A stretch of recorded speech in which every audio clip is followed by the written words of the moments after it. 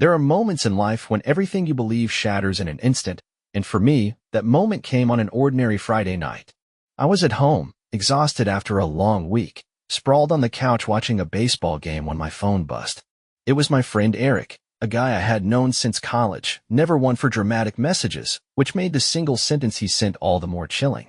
Dude, I think your wife is cheating on you. She's at Lenny's, live streaming some guy. I stared at my phone, my pulse hammering against my ribs. My first instinct was to laugh it off. Not because I thought it was impossible, but because I didn't want to believe it. I knew my wife, Olivia, loved attention, thrived on it. She had always been the life of the party, the woman who turned heads, who basked in admiration like it was air. But cheating? That was another level entirely. Eric sent a screenshot next. My hands tightened around my phone as I opened it. The image was grainy but unmistakable. Olivia sitting in a dimly lit bar, leaning into a man I didn't recognize, her expression playful, sultry. Her phone was in her hand, and the live streaming icon glowed in the corner of the screen. She was broadcasting this. Broadcasting her betrayal. A roaring sound filled my ears. I felt like the ground beneath me had been ripped away, like I was free falling into a pit I hadn't even seen coming. I stood abruptly, my vision tunneling. I grabbed my keys. By the time I pulled into the parking lot of Lenny's, my hands were gripping the steering wheel so tightly my knuckles had gone white. I scanned the entrance, my breath coming in sharp, uneven bursts. I didn't even have a plan. I just knew I had to see it with my own eyes. Inside, the bar was packed. Music pounded, laughter echoed, and there she was. Olivia.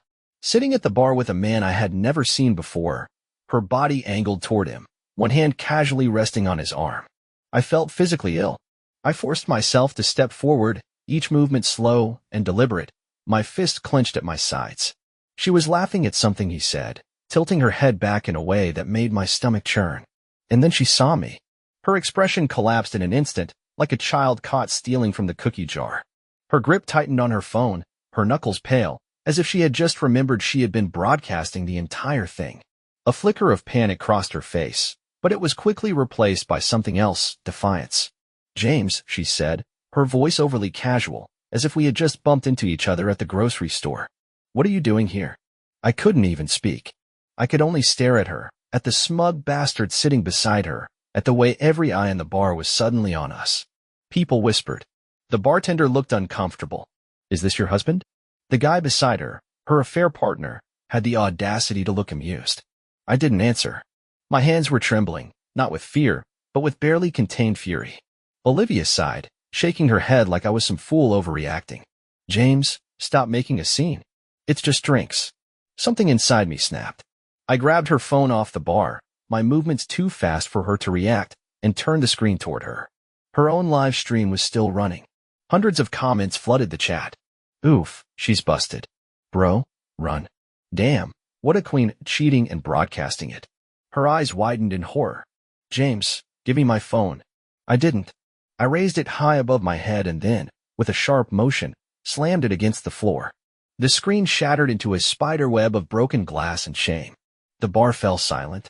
Olivia gasped. What the hell is wrong with you? I leaned in, my voice low enough that only she could hear. You just live-streamed yourself cheating on me, Olivia.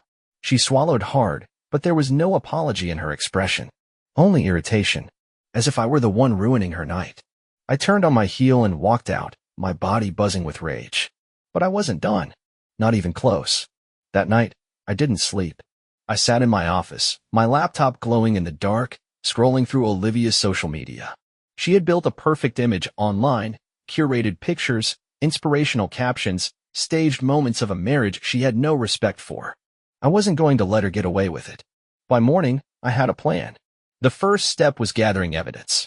Olivia was careless. I went through our shared laptop, through the messages she thought she had deleted, the ones she had sent to friends, the casual mentions of work trips that didn't match up to her actual locations. I compiled everything into a neatly organized folder. Then, I made a phone call to her office. Hi, this is James Carter, I said when her assistant picked up.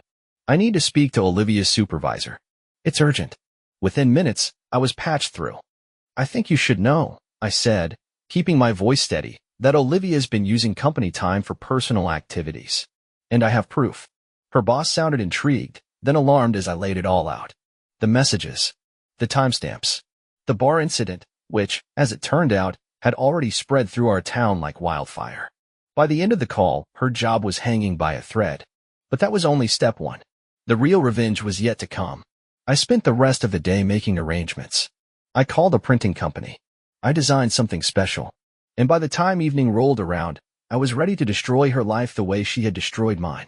The next morning, I woke up early, just before dawn, and drove downtown. The sun was just beginning to rise as I pulled up in front of Olivia's office building.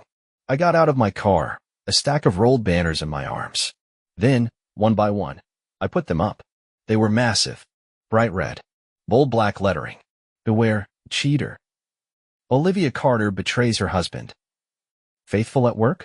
Think again. I taped them across the front of the building, on the lamp posts, on the fence near the parking lot. By the time people arrived at the office, Olivia's sins were impossible to ignore. And then I waited. It didn't take long.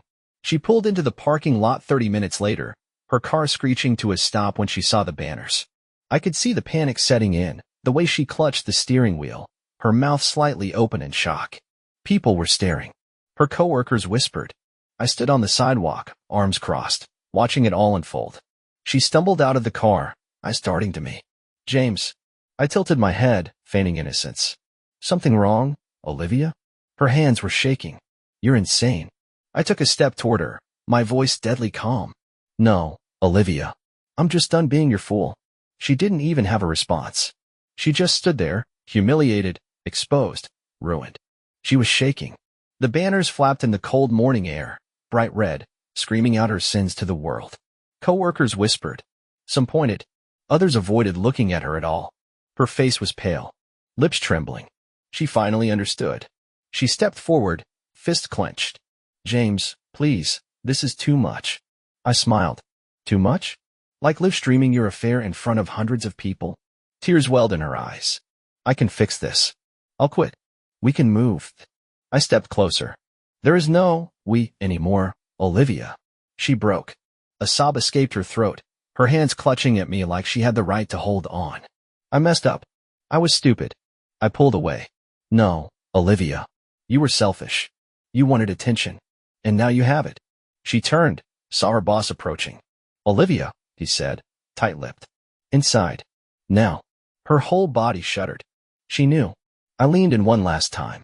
My voice low. Enjoy your new reputation. She looked back, her eyes hollow. James? But I was already walking away. Thank you for listening to the story to the end. Please like, share your thoughts, and subscribe to the channel.